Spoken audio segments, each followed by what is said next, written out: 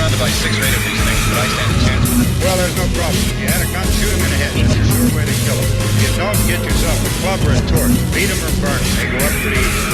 Well, Chief McClellan, how long do you think it'll take you until you get the situation under control? Well, that's pretty hard to say. You don't know how many of them there are. You know when you find them, you kill them. Are they slow moving too?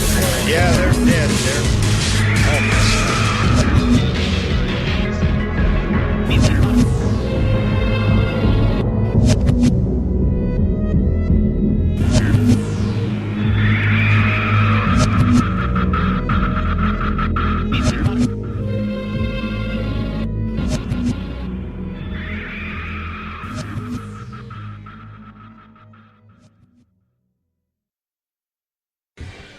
Well, hello, it is Saturday, August 15th, and this is The Talking Dead. I'm Jason, and I have with me Bob, and we're back. How's it going?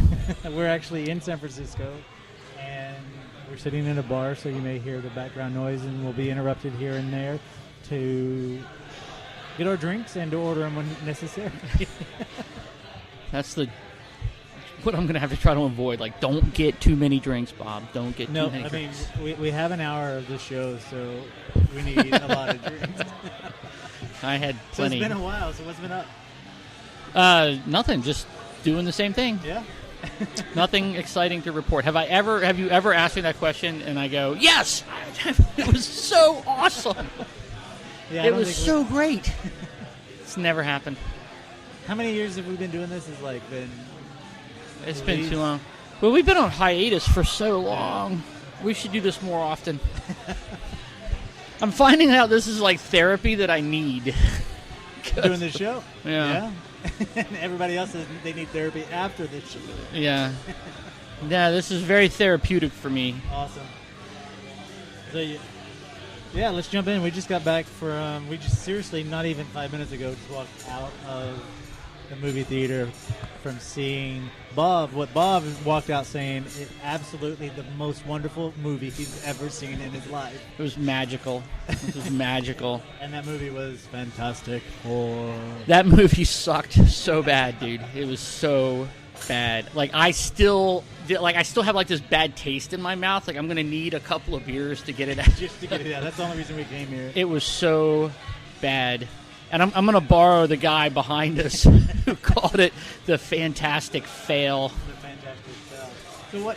Okay, before we jump into what's wrong with the movie, let's give some background. Why can't they make a good Fantastic Four movie? It beats the shit out of me, dude.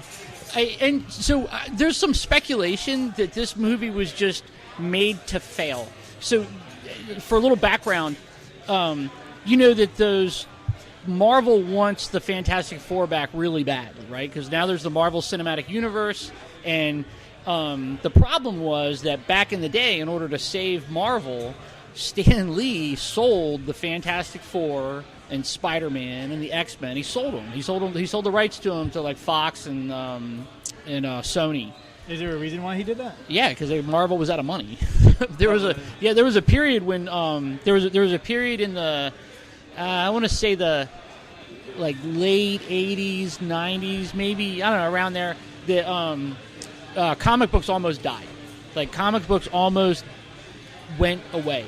And in order to keep Marvel afloat, they sold the rights to a lot of their properties to filmmaking interests. And that was when, I'm sure, and that was in the era of, like, the Tim Burton Batman, and, but part of these deals were that it was like written into the contract, like, yeah, sure, we'll sell you the Fantastic Four, but you have to make a movie, or you have to utilize the property every 3 years, or it reverts back to Marvel Comics. That's a pretty good deal, I guess. Right. So they can't just shelf it and it never go anywhere. Right. You have to exploit the property. You have to make a movie, or else the rights go back. And so that's kind of like why, if like everybody was wondering, like, why do we need another Spider-Man movie? Why do we need another Spider-Man movie? Well, because if you don't make another Spider-Man movie, you lose the rights that you fought so hard to get, and it goes back to Marvel, and you don't get anything for it. Yeah. And so the thinking is that the Fantastic Four movie there hasn't been one in a while, and the last two sucked, so we got to make another one. It doesn't matter if it's good or not. It just has to get made. In fact, that was the story. I don't know if you remember, like in the 80s, there was a Roger Corman Fantastic Four movie, and he made it, I think, for $1 million. And it's supposed to be god-awful. Oh, wait, yeah, I think with the rebirth of this movie that it's been making its round. Yeah, it's on the internet. Like for a time you couldn't see it because it was buried. But it's out there and you can see it, and I haven't. Now I kind of want to hold maybe it was better because this movie sucked. Yeah, that dude called it the Fantastic Fail. That was so funny. The Fantastic Fail. Yeah, so the speculation is that this movie was just made to fulfill that contract obligation, and so keep it back. And they're thinking ooh, if we hold out long enough, Marvel's going to pay us a whole bunch of money to get the Fantastic Four back. Yeah. And I kind of think at this point, Marvel was like, fuck you, we don't need the Fantastic. We just made a movie with a talking squirrel and a tree, and it made a boatload of money. We don't need the Fantastic Four. I mean, the Marvel bench is so deep. They can pull any B-list Marvel character, and make a good movie out of it. And that was what... even with... Correct me if I'm wrong, but with Guardian of the Galaxy, that has a role in the upcoming big war and everything. Right. I mean, But does the Fantastic Four fit into that story? Yeah, they do. So, there's you have to sort of treat it in this right on beer. Black hole. Right on. Thank you. Oh, the drinks are here. Now the show can get better. That is better. Yeah, so I should take pictures of this, so since we're not doing video, they can actually see our drinks. Anyway, go ahead. Yeah, I've found it convenient to think of these movies in terms of they're their own universes. So there's the Marvel Cinematic Universe, and right on. Thank you. Awesome, thank you. And now the fries are here.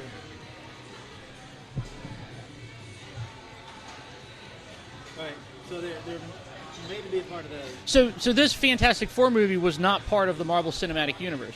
But what's happening in the Marvel Cinematic Universe is they're building up to the Infinity War, which was, this big Marvel crossover event. And in these big crossover events, in the comic, you would get as many people involved as you could. So the Fantastic Four were in the Infinity War. I mean, they fought alongside Adam Warlock, and so the Fantastic Four have a role to play in the Infinity War in comics, but they don't have anything to do with the Marvel Cinematic Universe Infinity War, which of course they would. And if I remember right, I mean, I never read Guardians of the Galaxy so much, but I don't think they had anything to do with the Infinity War in the comics. So, but in the Marvel Cinematic Universe, they're integral because they have they got the one stone or whatever. Yeah. So anyway, so you're saying that they modified Guardian of the Galaxy to fit into this big war, but the comics may have not have been that way. Yeah, I can't say for certain, but for sure in the Marvel Cinematic Universe, the Guardians of the Galaxy plays an integral role in the overall, Infinity War arc, and I'm sure the Fantastic Four would have too had they been there, but it's the same thing So did you notice did you watch the last Avengers movie? The Winter Soldier? No, that's Captain America. Oh yeah. Sorry. The last Avengers movie was the Age of Ultron, but at the end of Winter Soldier they introduced the Scarlet Witch and Quicksilver, and in the comic universe, Marvel Witch and Quicksilver are mutants. But in the Marvel Cinematic Universe, because Fox owns the X-Men, they also own the rights to the term mutant. So in the Marvel Cinematic Universe, they can't use the term mutant. And so they referred to Scarlet Witch and Quicksilver as metahumans or enhanced. And rather than say it's the age of mutants, they were it's the age of miracles. So they very conspicuously never say the word mutant in a Marvel movie. even though it belongs there. Right. I know. Right. Even though you would think, but they can't. And so, there's a lot of like the first string heroes in Marvel that are mutants, right? That you can't use anymore. You can't use Wolverine. You can't use Colossus. You can't use Psylocke, right? Because those are all Fox properties now. All the mutants are. But Marvel was like, oh, fuck you. We don't need mutants. We have Inhumans. And if you watched Agents of S.H.I.E.L.D., they introduced the whole... And then, like, Marvel has a whole Inhumans movie coming out. So, every step of the way, Marvel has said, like, all right, fine, you can keep those properties. We don't need them. We can accomplish it another way. Yeah. They don't need mutants. They have Inhumans. They didn't need the Fantastic Four. They had Guardians of the Galaxy. But I have to say, though, out of all the superhero movies, I think the X-Men movies are by far the better movies. I mean, maybe. I thought the Wolverine movie was a piece of shit. There were two of them, right? There was Origins, and then there were... It was, what were the two Wolverine standalone movies? The first one when he fights Liev Schreiber as Sabretooth, and then the next one he fights like the Silver Samurai or something, which I thought that was okay. The Origin, I think the Origin one where he actually goes and helps the doctor that he saved from the nuclear blast. That was X-Men Origins. Yeah. Oh, that was X-Men? Was that an X-Men? That was Wolverine. Oh, it was Wolverine Origins, I'm sorry. Yeah.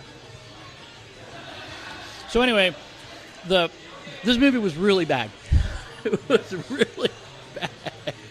Well, that's kind of shitty, though. I mean, to make a film, if what you're saying is true, to make a film to just hang the rights on, to keep the rights and not actually make a movie of substance is, I guess, let me ask this question.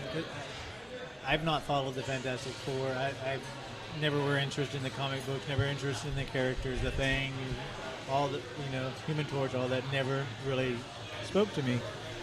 How big is their following? I mean, it was huge. Fantastic Four was one of the, they were sort of one of the signature Marvel characters. I mean, every member of the Fantastic Four has at one time been an Avenger. They're all, like the Fantastic Four have been very, they've been really crucial to the overall Marvel Comics universe. But this is how big of a fuck you Marvel's doing, because now, Fox is like, hey, we have the rights to Fantastic Four, and if you pay us a bunch of money, you'll get it back. And Marvel said, we don't need them. In fact, they've said, not only do we not need them, they stopped publishing Fantastic Four comics. They just wrote them out of the current Marvel universe. Is there a big backlash or outcry from the fans, or no? They are over it? They're over it. After a movie like that, they're probably like, good riddance. Yeah. Interesting. So, but Spider-Man's the same way, though. The Spider-Man movie, it hasn't been that great either. I thought the first Sam Raimi Spider-Man was a lot of fun. Yeah. I thought the first one was great. I know the second Sam Raimi Spider-Man with Doc Ock, a lot of people had problems with it, but I liked it. Yeah. I thought it was good. I thought it was well done. And then the third one, there was just way too much going on. Did you see the third one that had like Venom and Sandman and Goblin and Venom? Flying over to it just wasn't very good. That was a shitty one too. And then it had like emo Peter Parker and then like Kirsten Dunst got all shitty about being Mary Jane and I don't know. So evidently, do you think Marvel would push to get the rights back from Spider-Man? Because I view Spider-Man as a stronger, iconic character than I do the Fantastic Four. Well, it's interesting you said that, because Marvel reached a deal with Sony. So in the upcoming Captain America movie, Winter Soldier, Spider-Man's going to be in it. Oh, really? Yeah, there's going to be a small appearance. And and here's the other thing. This is what the Marvel movies do so well, that this Fantastic Four movie, which for clarity, is not a Marvel movie. The Fantastic Fours were Marvel characters, but this was not a Marvel movie. It was a Sony movie. It was 20th Century Fox. Oh, 20th, yeah. So, it was terrible. Like losing my train of thought. I said I'm losing my train of thought. I'm like just overwhelmed with how bad that movie was. So you were talking about Spider-Man having a role in... Yes, so Spider-Man's going to show up in Captain America Civil War, and then he's supposed to have a larger role in an upcoming Avengers movie, and he's supposed to be in his own standalone. And so Marvel and Sony have reached some middle ground where they're going to fold Spider-Man into the Marvel Cinematic Universe. And I think they cast Marissa Tomei as Aunt May. What happened there? I don't know. I never thought Marissa Tomei would be Aunt May. But they got some young kid that's going to be Spider-Man. And so did you see the thing, it was in the news a while back, when they reached this agreement, do you remember the Sony hack? Yeah. Where all those Sony stuff got? When they were talking trash, they said they need to stop making... what that Happy Gilmore, who played him, Adam Sandler. Yeah. Well, one of the leaked documents was a list of requirements that Sony had for Marvel for Spider-Man, and it was like all these things that he could not be, like he had like a part of the agreement per Sony. Spider-Man had to be white, he had to be straight. He couldn't be seen like doing drugs. They had all this whole list of requirements for Spider-Man. From Marvel to Sony. From Sony to Marvel. Oh, going back. Yeah. Okay. Yeah, to return the property to Marvel, Sony had all of these conditions. And like I don't know, man. I remember when they cast Nick Fury, and it was Samuel L. Jackson, and there was like some segment of the internet that like shit its pants over, wow, Nick Fury's a black dude, and people. I think he was perfect. He was great. He was a great Nick Fury. Yeah. So I wouldn't have, and in the Marvel comic universe, there was a guy who was, I think he was like half black and half Latino, Miles Morales, and for a while Miles Morales was Spider-Man. Because Peter Parker got killed or something. Like these things, like they work back among themselves. So Peter Parker was out of the picture. This guy called Miles Morales was Spider-Man for a while. So it's not unprecedented. Like it's not like they're pulling it out of thin air. And so in the just real quick, I just want to expand this thought process. So if Marvel is giving the big finger to Sony about around. Fantastic Four, why couldn't they just bring back Spider-Man as that character? Or I guess because it's the name, it's actually the naming that they bought, right? Yeah, they bought the rights to Spider-Man. And Sony said, you can't make Spider-Man a black dude.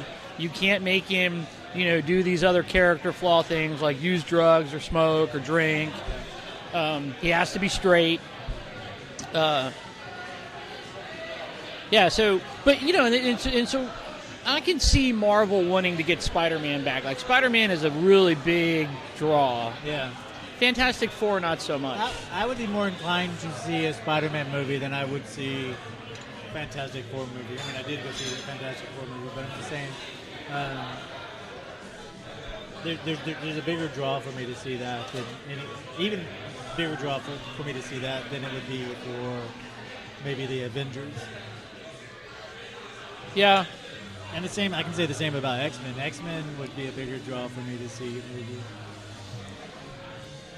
Well, what I realized, did you see Ant-Man? I loved Ant-Man. Ant-Man was really, really good. Yeah. And you see it in 3D? Yeah, 3D and IMAX the whole way. 3D was really, it was great. Really good. It was really well done. And Ant-Man was not like the best movie ever, but it was a really good movie. It was a good summer popcorn movie. It was great on the big screen. It was just the whole experience was really good. And I realized watching it, what Marvel movies do so well is for every one cool thing they show you, they dangle the promise of like 5 other cool things down the road. Explain. What do you mean? Well, it's always, we sat through the end credits of Fantastic Four hoping for that little stinger at the end, right? Yeah. Nothing. But every Marvel movie does that. Because it wasn't a Marvel movie. Every Marvel movie does that. Like at the end of Ant-Man, you see Hank Pym give another. Don't tell people may not. All right. Okay. Spoiler Spoilers. You see Hank Pym give his daughter another suit, so she's going to be the Wasp. So and the Wasp was always an Avengers character, and so now she's going to be in an Avengers movie. We're gonna see the Wasp, and in Age of Ultron, that love affair between Vision and the Scarlet Witch, they hint at it just ever so slightly, but it's there, and if you grew up reading those comics, we all know the Vision marries Scarlet Witch. It's like a big deal, and you just, you see those seeds planted for that relationship to move forward. And Marvel does that so well. They do that better than anybody. They give you one cool thing and then say, like, hey, stick with us a little longer and we'll show you 5 other cool things. Well, they have to. They're branching out in so many different directions right now. I mean, just from the first Avengers movie, look how many different, what seems to, for the common person that wouldn't know about the comic book history, having all these different independent movies, Hulk, Captain America, Ant-Man, and then they're going to bring it back home. Right, but isn't it brilliant the way they do that? So, in the Age of Ultron movie, there's some of these fries. I'm devouring all of them. I'll have some. So in Age of Ultron, they one of the plot elements is Ultron needs vibranium, right? That's the metal that Captain America's shield is made out of. Well, vibranium is you can only get vibranium one place on Earth, and it's this mythical African nation called Kawanda. And Kawanda is home to Black Panther. And so and Marvel has a Black Panther movie in the works, and Black Panther is you can go on that line now and see screen or stills of Black Panther showing up in Captain America: Civil War. So they're building to a Black Panther movie, and to set it up, they introduce Kawanda. It's the home of vibranium. The guy that Ultron gets the vibranium from is Irving Claw, and in the comics, or is it Dr. Claw or something like that? He's missing a hand, and he's got like this sonic gun attachment to it. And that's what makes him a villain. And in the movie, Claw is played by Andy Serkis, who's great in everything he touches, and Ultron cuts his hand off. So now, Age of Ultron ends with Kawanda in turmoil, Claw missing a hand, and there's a Black Panther movie on the horizon. I was like, like I said, they're just hinting at this cool thing on the horizon. 2 things that come up for me is, one, the actors, when they're handed the contract to say, hey, do you want to be a Marvel character? They're like, I'm sold, I'm in until the end. They can't get rid of those people because they have to represent those characters. Mm-hmm. And 2, the fucking box set, once this is all complete, it's going to be massive. Yeah.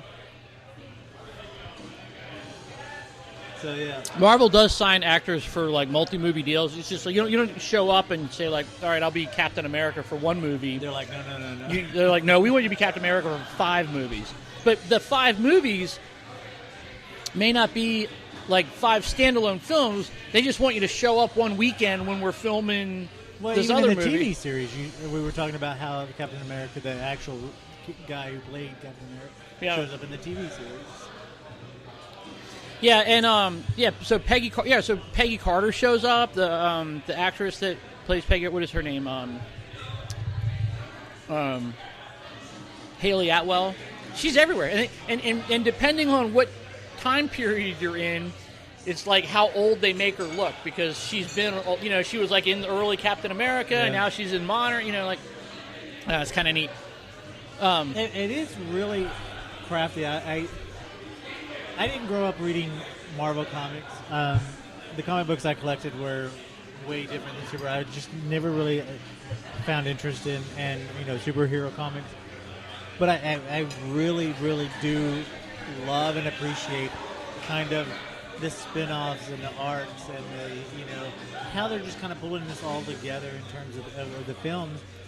And I think the time is right for them to do it, because they have the special effects technology to do it. They, they have the budget now to do it. So I think it's really, really good. Even if you don't like, We get another fork. even if they don't like, even if you don't like comic book or superhero films or movies or comics. Thank you. This is really good just for just to watch the different movies and pick up on the connections between the two is pretty awesome. I don't know, man. Like all that cool stuff that we said that the Marvel does so well. Yeah. Fantastic Four did none of that. It did none of that. Well, we gotta. I think it's important to I mean, I think our listeners know this, but those movies were not in Marvel's domain. They were Right. It wasn't right. A different corporation thinking of what is best for their bottom line, not the bottom line for the whole overarching story.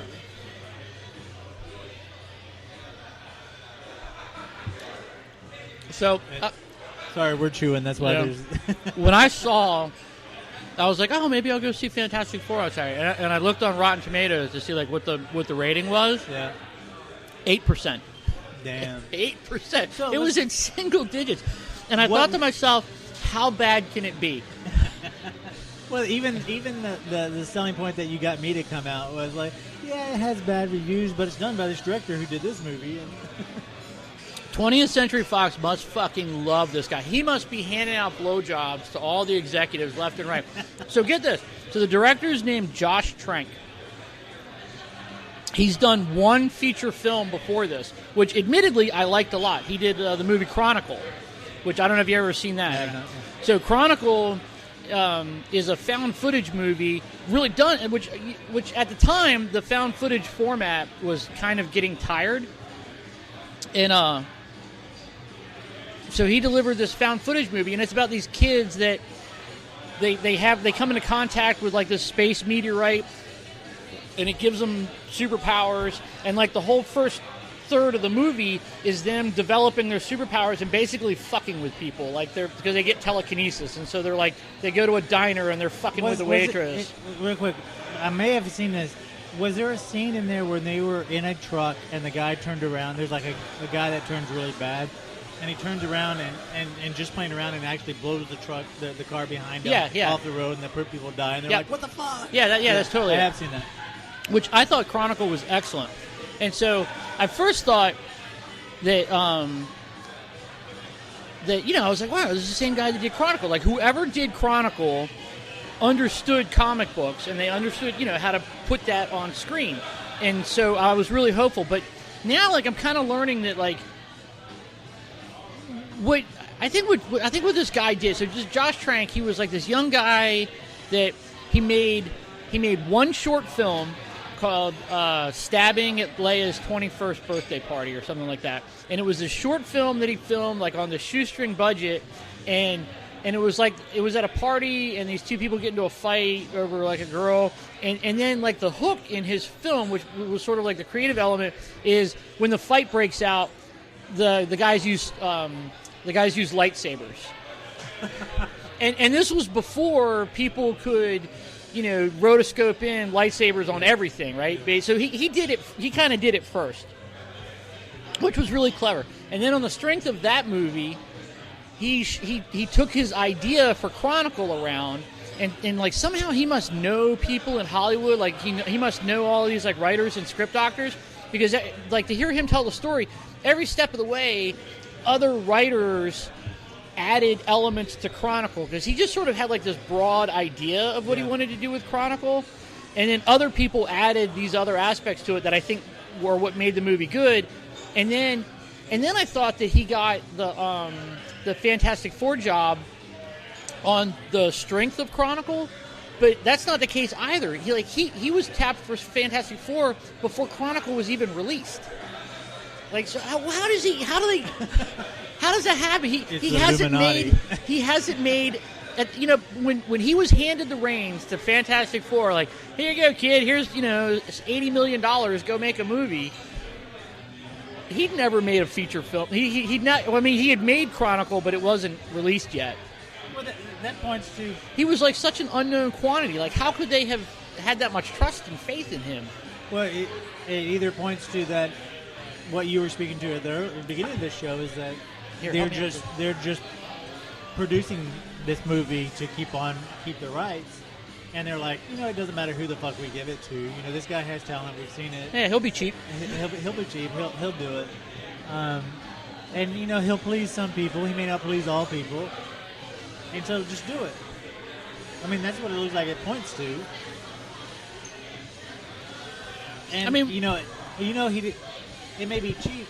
We say he'll do it for cheap, but he got a shitload of money for it. Yeah, I'm sure he did. You looking it up? Oh. Yeah. So, we've hinted at a lot in this conversation of what the new Fantastic Four movie is really, really bad. What made it bad? Or would it be easier to say what didn't make it bad? Sorry, I almost choked.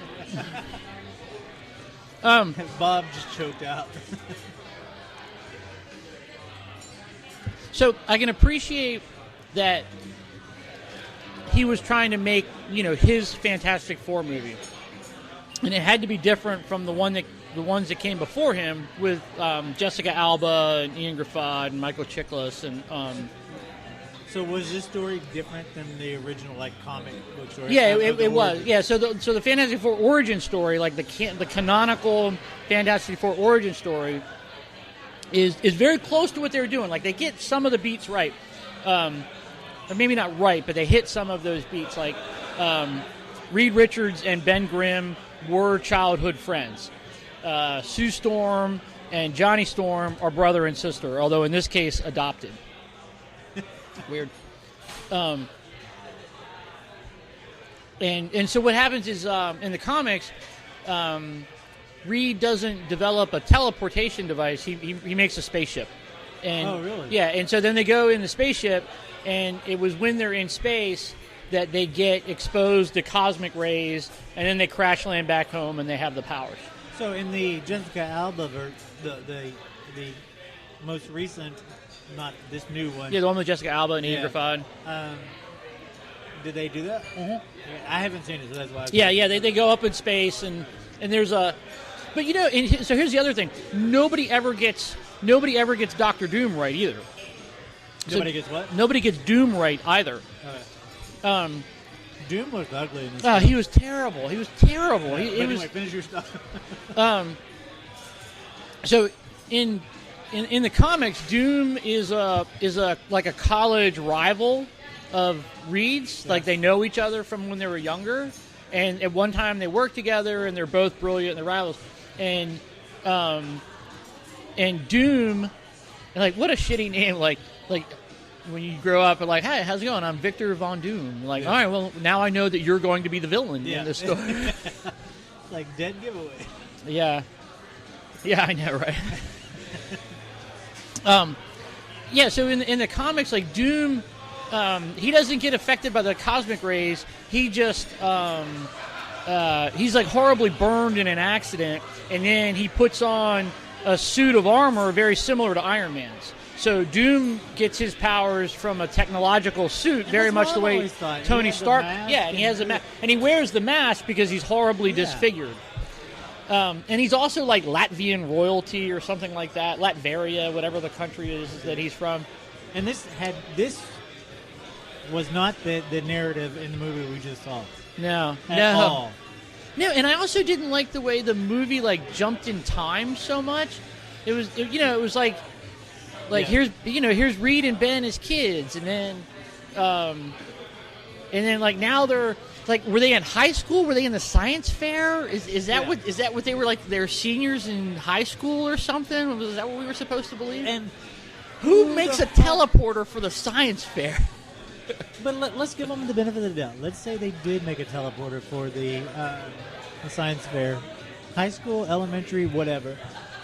The reaction and the poor acting in this movie of saying.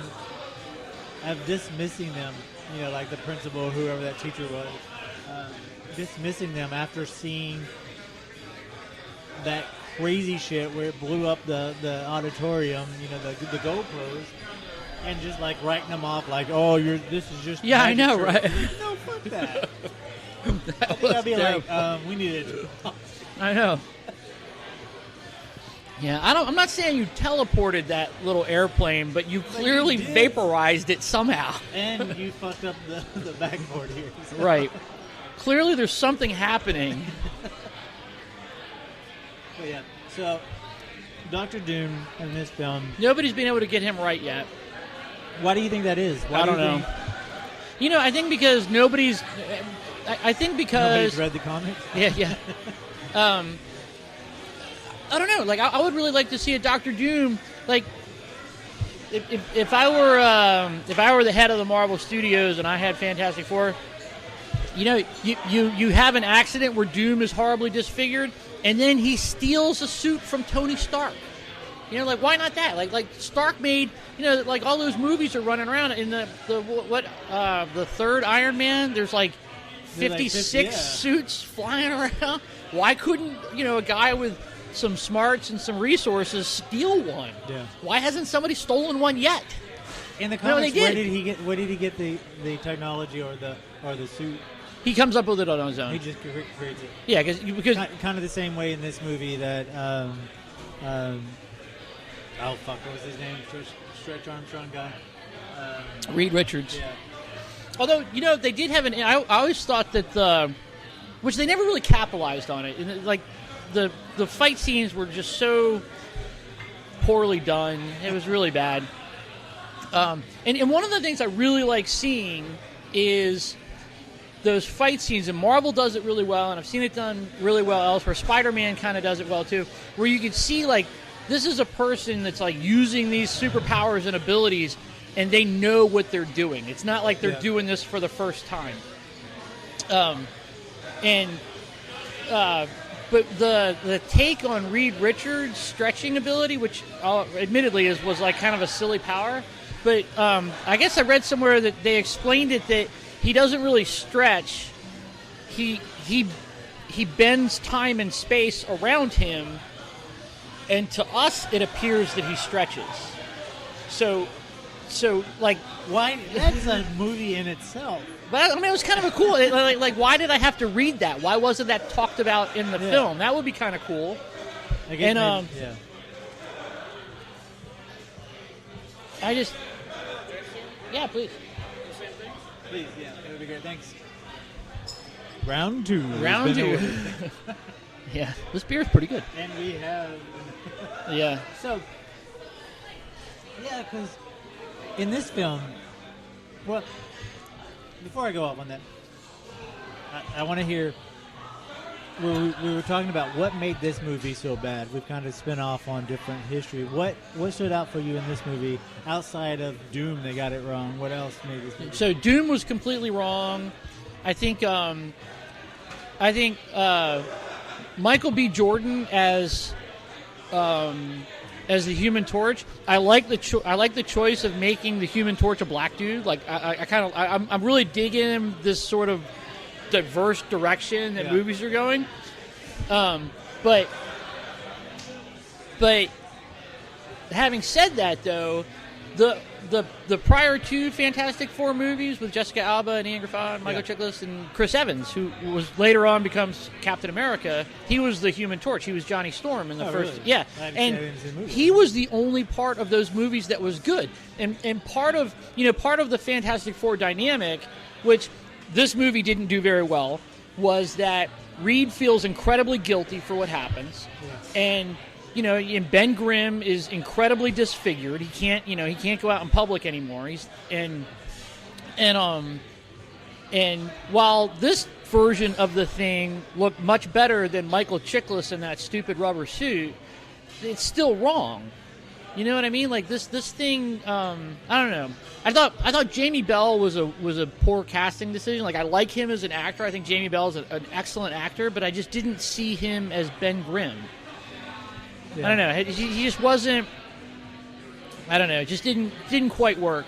And then like Ben Grimm is supposed to represent, at least to me, growing up in the comics. Like so you've got the Fantastic Four were like Johnny Storm's like he was like a fighter pilot or something like that, and Sue Storm was a scientist, and Reed Richards was another scientist, and Victor Von Doom was another super scientist, and then Ben Grimm, who was nothing. He was just like a regular guy, but he always sort of represented sort of like these like homespun values and common sense. And all I got out of this movie was that he came from an abusive home.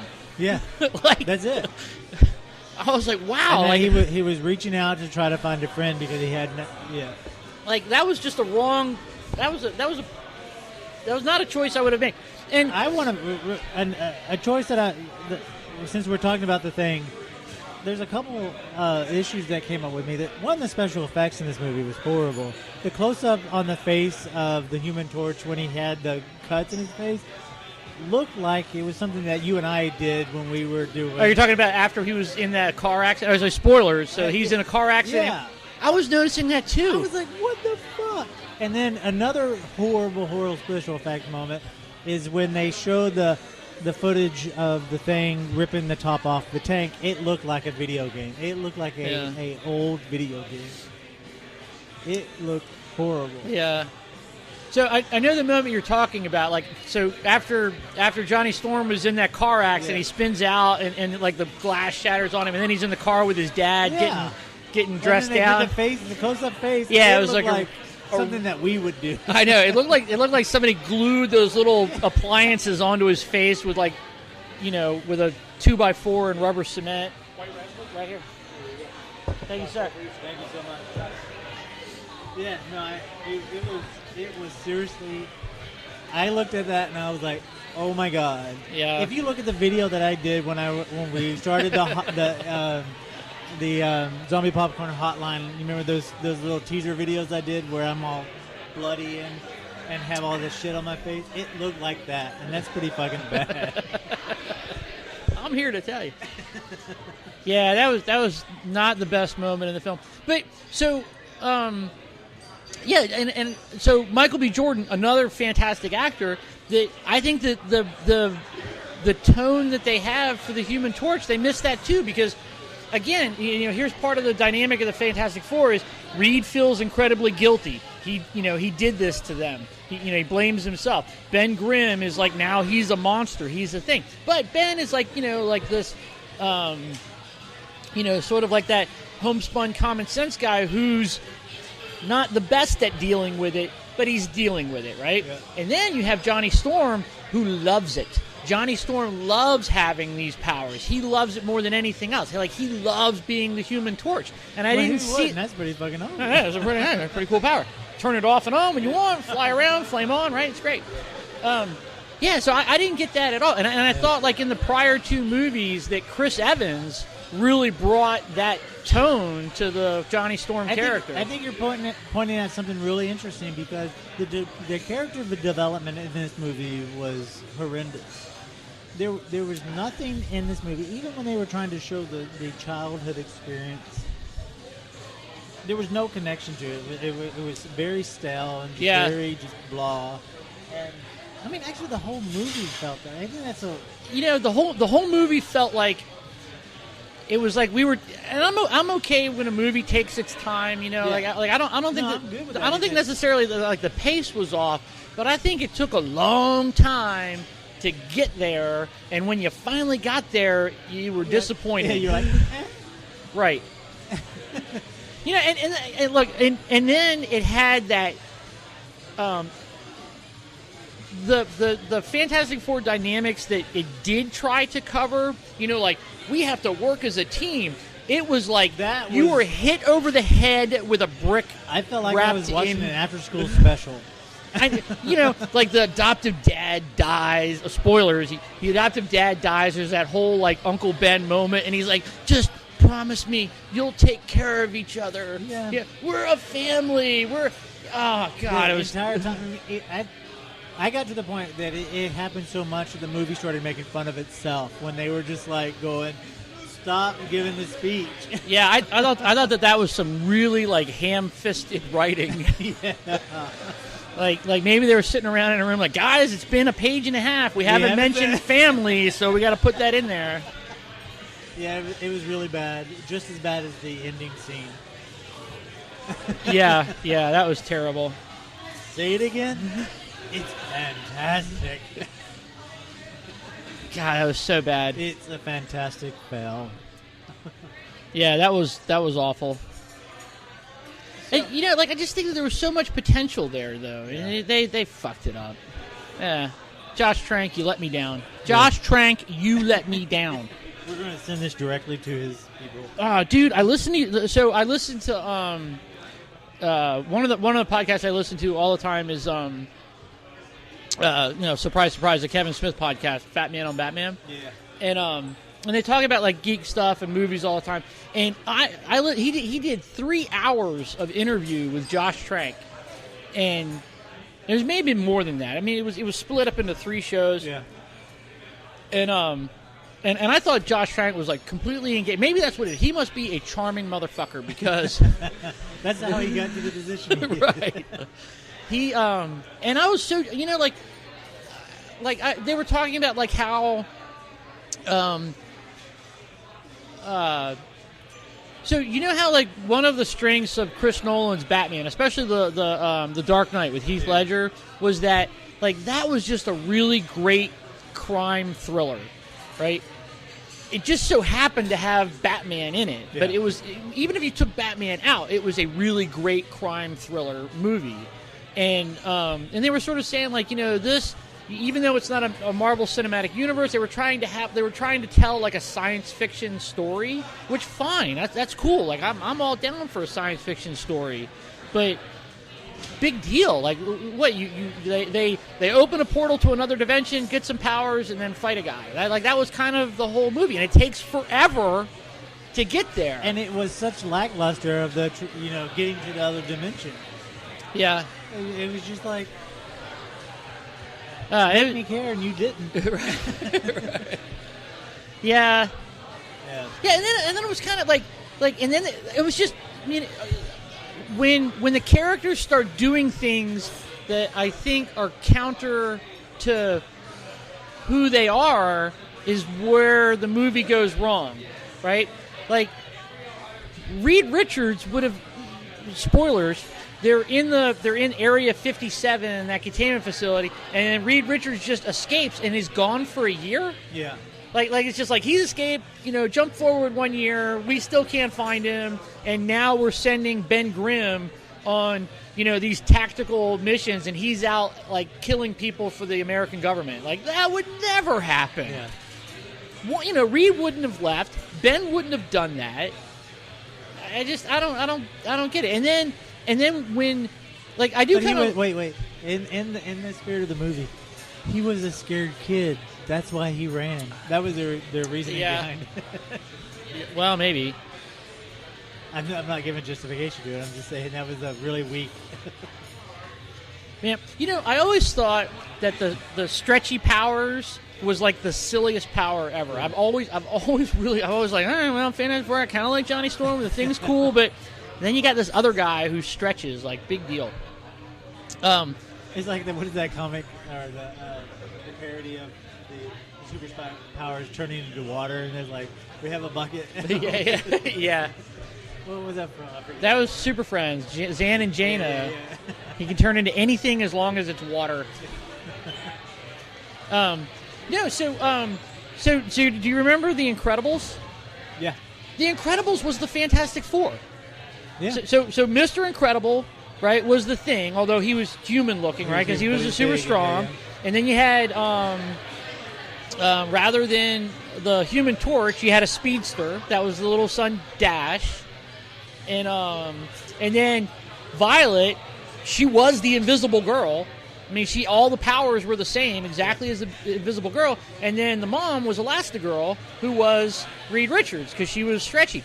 But one of the things I really loved about The Incredibles is, and again, we're back to that idea of, like, these are people, they've been living with these abilities, they know how to use them, like, they know what they're doing. Elastigirl kicks ass. Like, when you watch The Incredibles, Elastigirl, like, knows exactly what she's doing. She's, like, flinging manhole covers and using her body as a slingshot. And I mean, like, she just...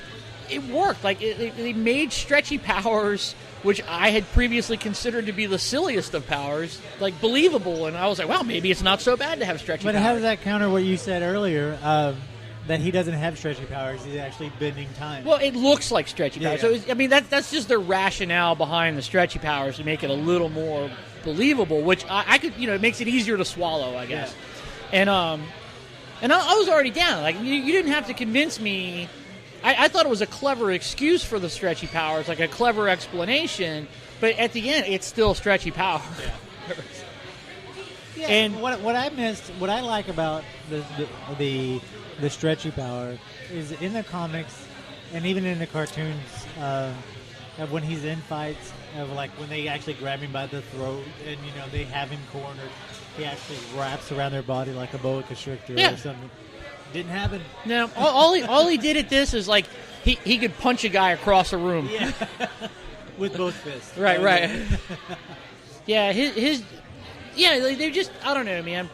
Even Johnny Storm seemed like he wasn't quite easy with this. But I don't know. Yeah.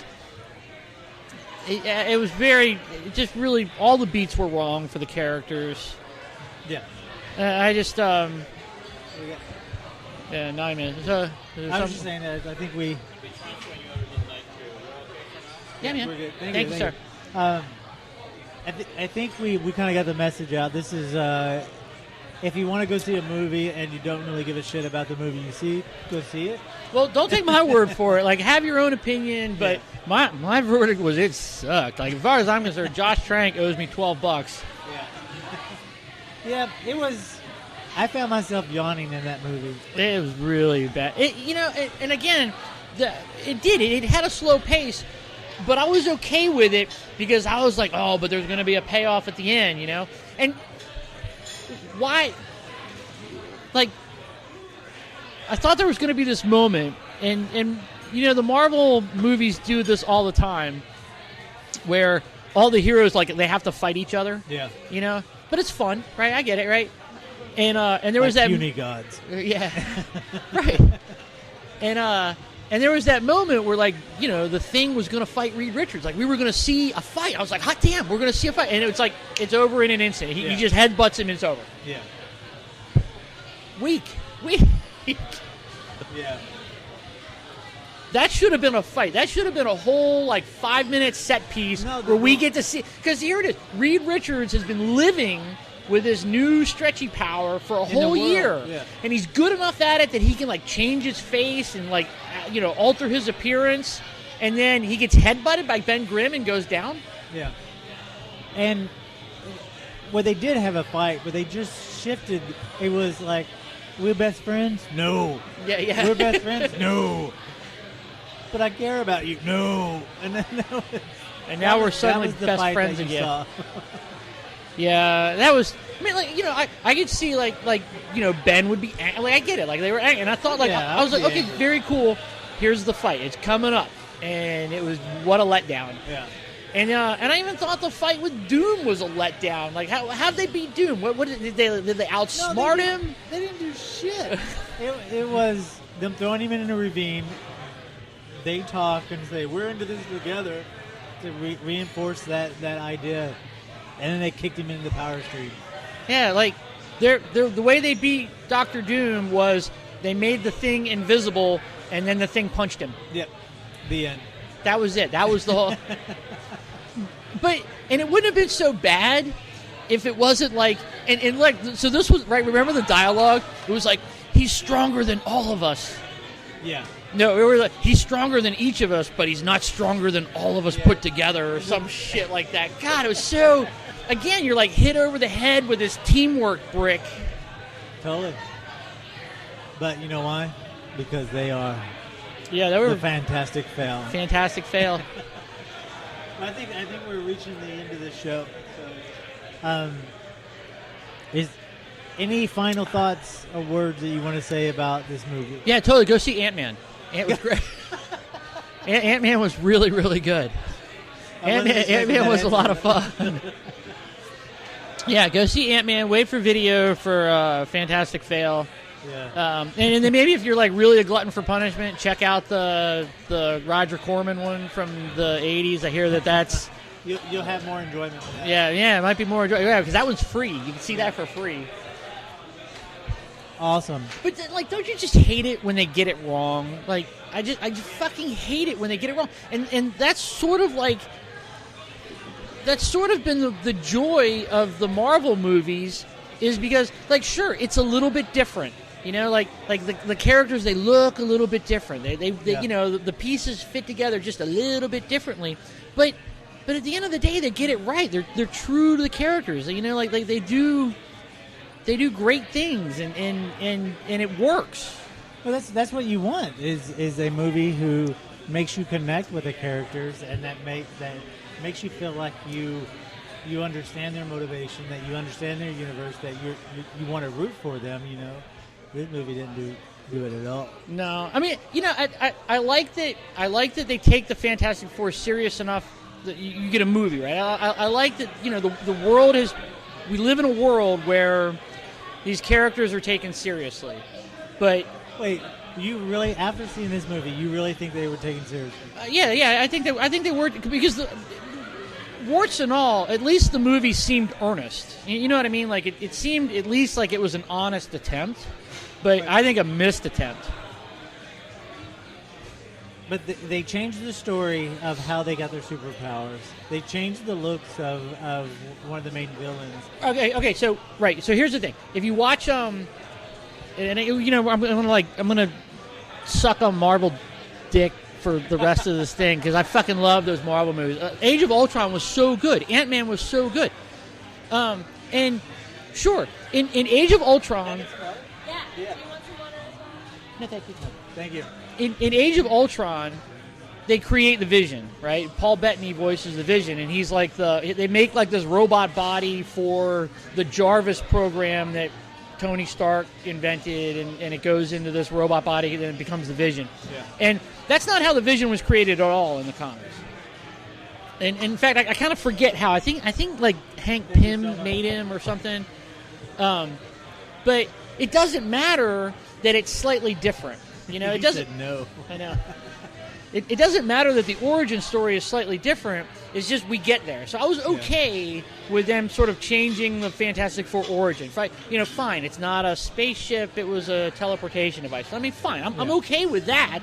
It was the fact that Ben Grimm would never go out and like do these kill missions for the U.S. government. You wouldn't see Ben Grimm on a battlefield sanctioned by the Army, killing guys with, you know, and they even had the video like kill count 100, and you know, like He was watching it as if it was a joy thing. Ben Grimm would never do that. Even after they set it, I thought that was really interesting because at the beginning of the movie they set it up that he understood what it meant to be abused and beat on, and you know, because his brother or whoever that was that came hitting him in the head and abusing him, and then his mom came in and did the same thing to the older brother.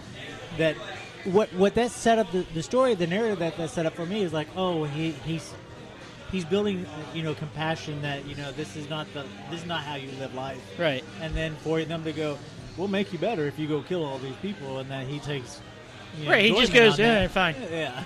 Yeah, what do I got to do? Yeah. That right. So that was like even though the origin was different, that was a fundamental aspect of that character that was all wrong. It was all wrong. It would have never happened that way. And I don't know. It just God damn it, that movie pisses me off. Go see Ant-Man.